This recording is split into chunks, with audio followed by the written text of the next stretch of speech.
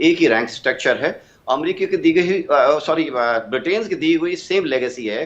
तो आज हमारे देश और उनके देश में अगर बात करें, हमारे यहाँ तो जब आदमी रिटायर होता है तो उसके पास अपना नॉर्मल जीवन यापन के लिए एक वो होता है, लेकिन पाकिस्तान के जो अधिकारी लोग हैं, पाकिस्तान के अधिकारी लोग तो इतने एफ्लुएंट होते हैं, उनके पास तो देखा जाए प्लॉट है, घर है, सब कुछ ले लेते हैं। उनकी not only that, fertiliser factory वो चलाते हैं, टेक्सटाइल फैक्ट्री में उनका से है, उसके अलावा रेवेन्यू में उनका से है।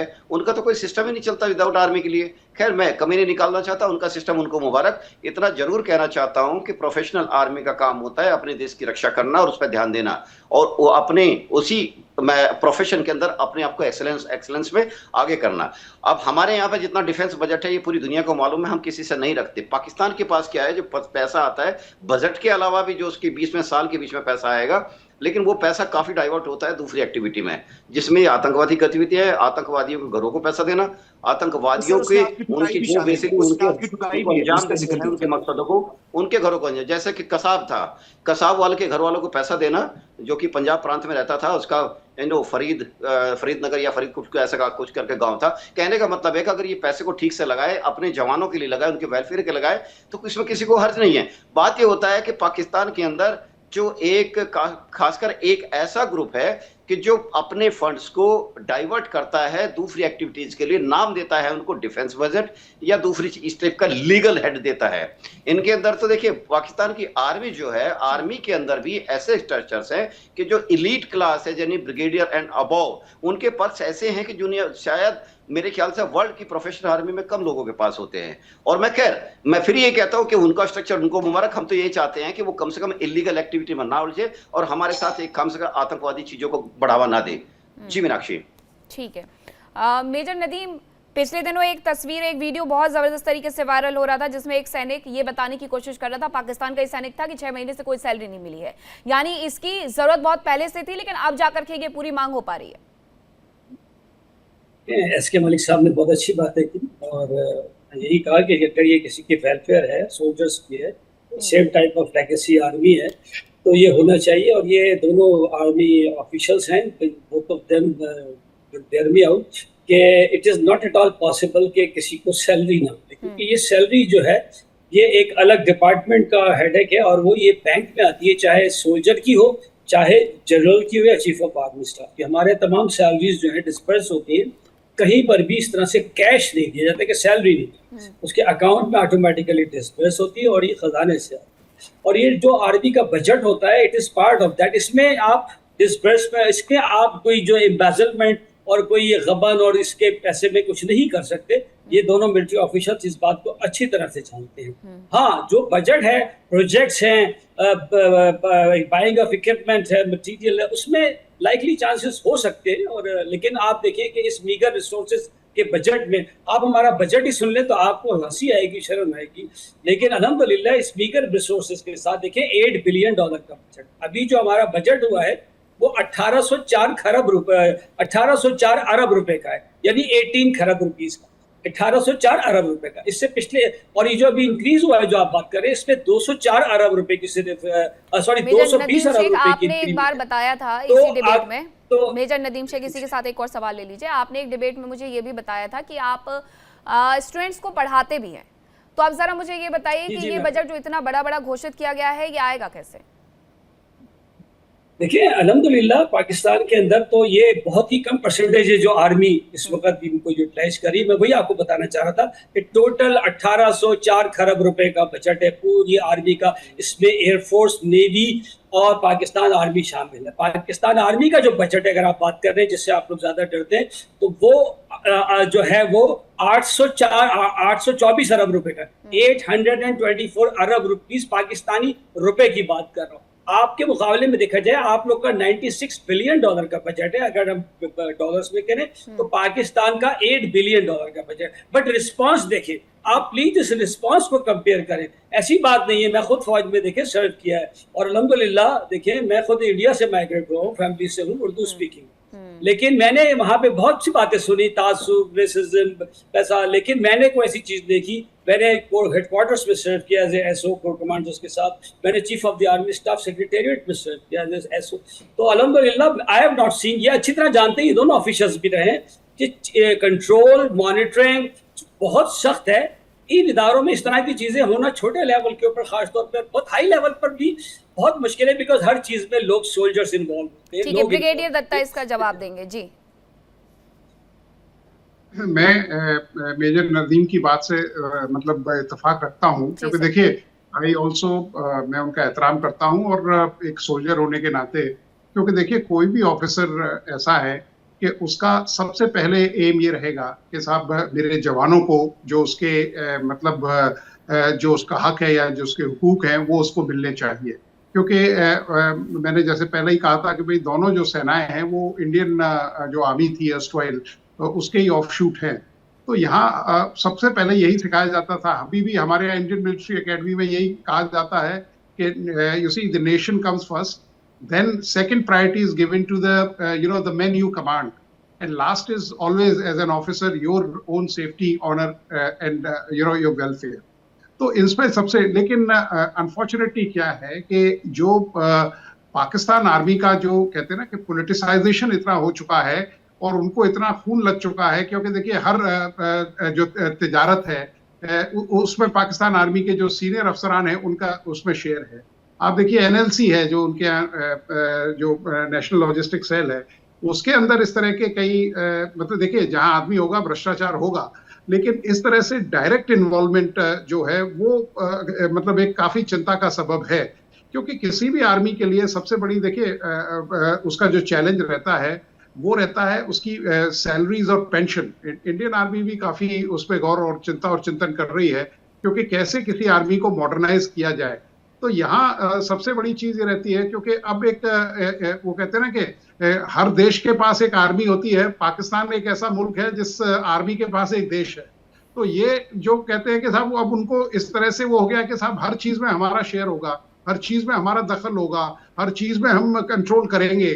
तो वहाँ वो कहते हैं ना कि वहाँ प्राइम मिनिस्टर इलेक्ट नहीं होते, वहाँ प्राइम मिनिस्टर सेलेक्ट होते हैं, उनका इंतखाब नहीं होता, उनका सिलेक्शन होता है। तो वो जहाँ इतना इन्वॉल्वमेंट होगा तो यकीनन, क्योंकि आप देखिए ड्वाइट आइजनहोवर ने एक चीज कही थी, he was one of the very very honest person. When he was general in the army, he wrote to US president that I am on this assignment, I may please be moved out. तो उन्होंने कहा क्यों, क्या बात हो गई? उन्होंने कहा कि sir people have started offering money to me. तो he says but we all know that you are above board. तो he says लेकिन जितना पैसा वो ऑफर कर रहे हैं, I may start thinking on those lines. So before you see my honesty gets dwindles, I should be moved out of this place. तो ये एक सोल्जरिंग का इथोस है। क्योंकि यहाँ आप देखिए कोई भी सेना जो है वो वहाँ के जो जवान होते हैं, जेसीओज होते हैं, और जो उसकी अच्छी बेहतरीन लीडरशिप होती है उसके ऊपर उसको किसी भी ऑपरेशन में कामयाबी मिलती है। बिल्कुल। क्योंकि आप देखिए किसी जवान को आप जब कहते हैं तो उसके मतलब आप इससे ये नहीं कह रहे हैं कि साहब किसी मॉल में चलते हैं या किसी पिकनिक पे चलते हैं।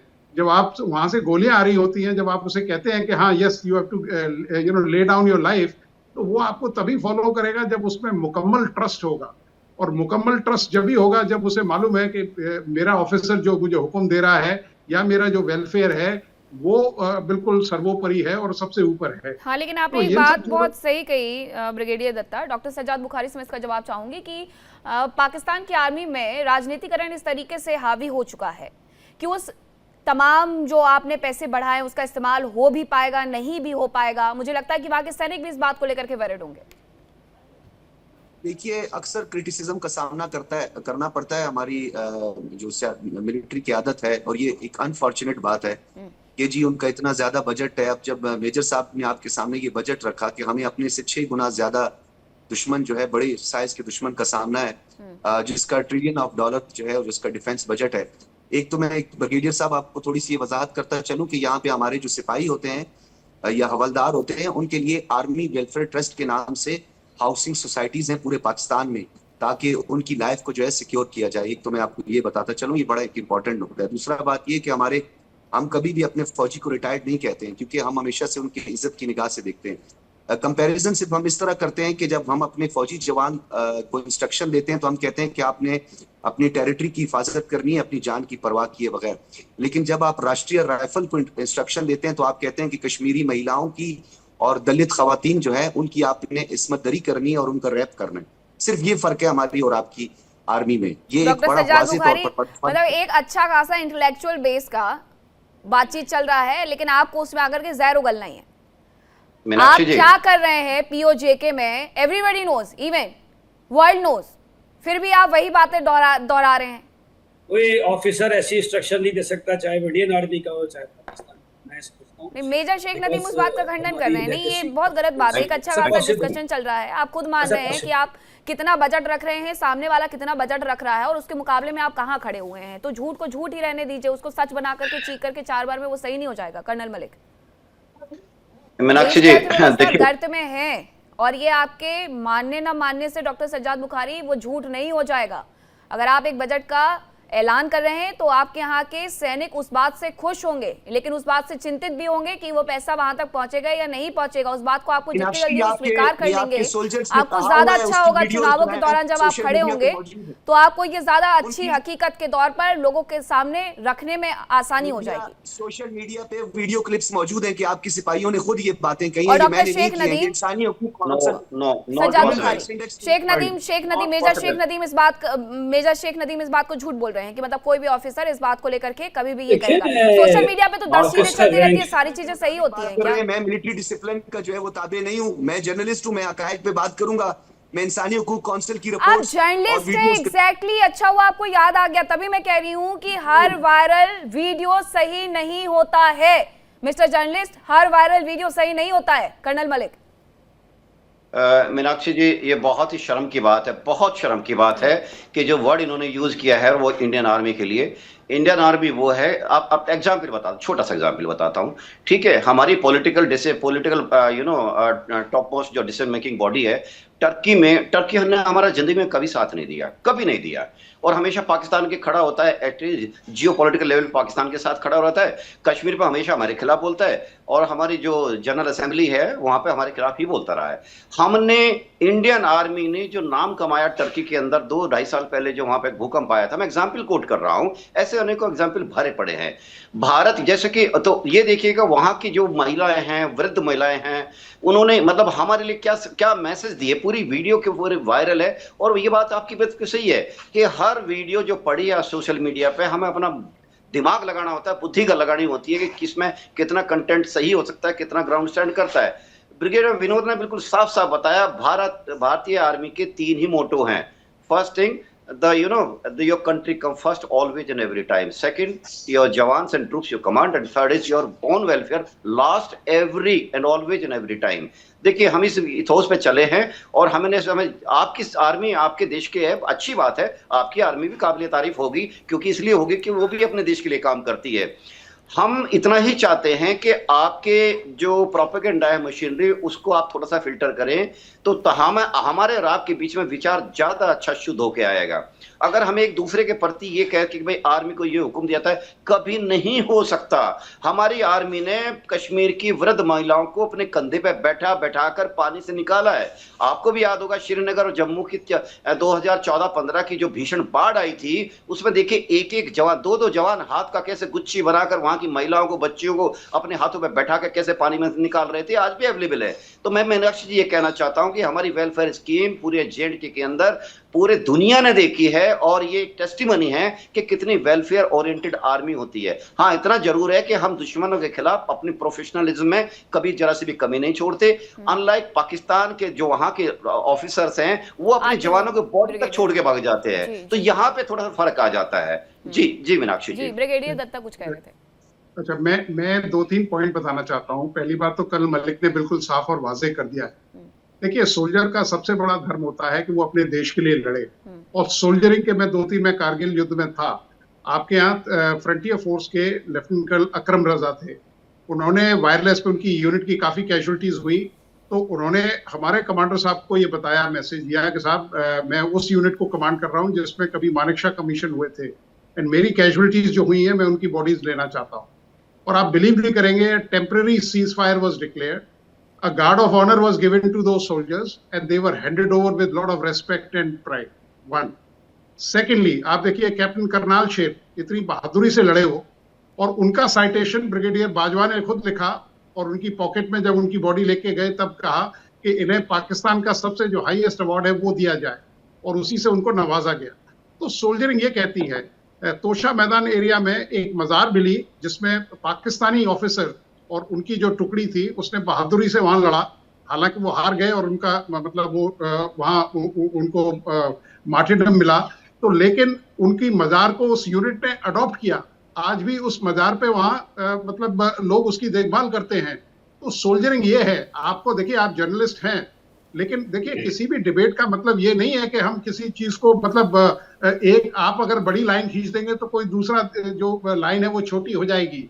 आपको कोशिश ये करनी चाहिए कि साहब वो लाइन भी कैसे उसको बड़ी की जाए। दूसरी चीज, इंडियन आर्मी में मैं मेरी बुनियादी तालीम कश्मीर में हुई है। मैंने 3 टेन्योर कश्मीर में किए हैं। मेरे वालिद वहाँ बतौर जनरल थे इंडियन आर्मी में। तो मैं कश्मीर मेरे लिए बड़ा अजीज है। तो मैं बताता हूं कि किस तरह से वहां लोगों ऑपरेशन सद्भावना किया जाता है। बच्चों को तालीम दी जा रही है। बच्चों को मतलब जो बाहर की जो स्टेट्स हैं उनसे कैसे वाकिफ कराया जाता है। तो ये सब चीजें, क्योंकि महिलाओं की जो इज्जत है, आप मुझे बताइए, देखिए मैं कोई ऐसा नहीं कर रहा, आप मुझे बताइए इस पाकिस्तान में क्या हुआ? क्या जनरल टिक्का खान को बुचर ऑफ ईस्ट पाकिस्तान नहीं कहा जाता? क्या आप मुझे बताइए, इस तरह की चीजें हरकतें होनी चाहिए? आप मतलब कोई भी देश में इस तरह की जो चीजें होती हैं वहां कभी ये बर्दाश्त नहीं होगा, क्योंकि जिस देश में अगर महिलाओं का, खवातीनों का एहतराम नहीं होगा वो देश कभी आगे जा ही नहीं सकता है। तो यहाँ और सोल्जर के लिए देखिए वर्दी ब्रिगेडियर दत्ता, आपकी ये बातें ये बताने के लिए काफी है, आपके एक्सपीरियंस ये बताने के लिए काफी है कि भारतीय सेना किस तरीके से दूसरी सेना का भी, भले ही वो दुश्मन सामने से नजर आए, लेकिन सैनिक उस बात का सम्मान करती है। बोलिए डॉक्टर जर्नलिज्म, देखिए जर्नलिज्म एक ऐसी पाक साफ चीज है जिसमें लोगों का भरोसा है, क्योंकि जर्नलिस्ट जो है वो केवल साफ बात करता है। वो किसी सत्ता, किसी खौफ के बारे में, आपके कई पत्रकार हैं जिनके साथ हमने टीवी इंटरव्यूज किए हैं, आरजू काजमी है, बेधड़क होके बोलती है, नजम सेठी साहब हैं, उनका काफी एहतराम होता है। तो जब आप किसी मुद्दे से ऊपर उठ के बात करते हैं, जब आप कम्युनिटी माशरे की बात करते हैं, जब आप किसी इदारे की बात करते हैं, तो हमें इन सब चीजें, जो छोटी सोच है उससे ऊपर उठना चाहिए। डॉक्टर सज्जाद बुखारी। ब्रिगेडियर साहब, मैं चाहूंगा नदीम शेख साहब भी, क्योंकि नदीम शेख साहब जो हैं वो मैं बहुत उनका एहतराम करता हूं और मुझे बहुत अच्छा लगा कि क्रिटिसिज्म ऐसा होना चाहिए कि वो अपने लोगों पर भी क्रिटिसिज्म होना चाहिए। लेकिन मैं एक छोटी सी गुजारिश सिर्फ ये करना चाह रहा हूं कि मैं जो इलीगली ऑक्युपेशन में जो कुछ होता रहा है और जो रिपोर्ट्स आती रही हैं, पूरी दुनिया जो है उसकी गवाही देगी कि किस तरीके से जो कश्मीरी खवातीन के साथ जो सलूक रवा रखा गया है, जो वाकयात, अफसोसनाक वाकयात हुए हैं। मेरे पास कपवाड़ा के वाकयात जो है उनकी भी तमाम तफसीलात मौजूद है। श्रीनगर के अंदर इवन के जो कुछ होता रहा, जिस तरीके से घरों में दाखिल होकर होता रहा, ये यासीन मलिक, और बल्कि यासीन मलिक को छोड़ दें, अली गिलानी साहब जो है उनकी आप मुतादिद तकारीर निकाल कर देख लें, उन्होंने इस चीज को मेंशन किया। तो सैयद अली गिलानी साहब का ताल्लुक जो है वो कराची से, लाहौर से, कोयटा से या पेशावर से नहीं था। ठीक है, तो मैं इस बुनियाद पे ये बात कह रहा था। और दूसरी बात जो सबसे ज्यादा यहाँ पे इंपॉर्टेंट है, देखिए जो कि डिसिप्लिनरी एक्शन लिया जाता है, कभी भी हमारे यहाँ भी लिया जाता है। हमारे यहाँ कोर्ट मार्शल होता है। हमारे एक फॉर्मर DGISI का इस वक्त जो है फील्ड कोर्ट मार्शल जो है वो हुआ है और उसके तहत उनको सजा भी दी है। सजा और जजा के अमल से गुजारना चाहिए। लेकिन सिर्फ एक बात मैं यहाँ पे जरूरी ये कहना समझूंगा कि ये वाकयात हुए, अफसोसनाक वाकयात हुए, जिसमें आपकी राष्ट्रीय राइफल और पंजाब रेजिमेंट ने ये काम किया है। अगर मैं इसको गलत कह रहा हूं तो मेजर नदीम साहब ये कहें कि इस तरह के वाकयात रूनुमा नहीं हुए, ये वाकयात रूनुमा हुए, नहीं होने चाहिए। मेजर शेख नदीम से एक छोटा सा रिव्यू ले लेते हैं, उसके बाद फिर आगे रुक करते हूँ। देखिए, बिल्कुल डॉक्टर सज्जाद ने भी जो बात की है वो वजह है कि जिस वक्त, देखिए मैंने ये बात की थी कि कोई ऑफिसर, क्योंकि उसकी एक प्राइड होती है, दोनों मिलिट्री ऑफिसर्स बैठे हैं, वो इस तरह की कमांड ओपनली तो नहीं दे सकता। लेकिन जब किसी जगह पे कोई फसाद होता है, कोई जंगी मामला होता है, तो ये हमारे जो सोल्जर्स हैं उनमें इस तरह की वो बात हो सकती है। उसमें ब्लैक शीप्स भी होते हैं जो इस तरह की हरकतें करते हैं। जैसे आपने बताया कि घरों में अगर घुसे हैं तो वो ये इस तरह की हरकतें भी कर सकते हैं। वो और भी दूसरी उनका मुख्तलिफ, उस वक्त एक फसाद किसी कैफे से होती है। जिस तरह इन्होंने बात की कि ईस्ट पाकिस्तान की भी, दो के वहाँ ईस्ट पाकिस्तान में इस तरह बहुत ज़्यादा एक्सेजरेट किया। मैं हमेशा उनसे कहता हूँ कि आपकी जो राइटर है, दुनिया की जो सबसे बड़ी राइटरों में शुमार होता है उसका, शर्मिला बॉस, उसकी आप बुक पढ़ें तो वो बताएगी कि जनाब वहाँ पे इस तरह की चीज़ें कितनी हुई हैं। क्योंकि उसकी बुक का नाम ही जो है ना डेड रेकनिंग है, यानी डेड की काउंटिंग के कितने डेड हुए, कितने रेप हुए, उसने वो काउंट किया है।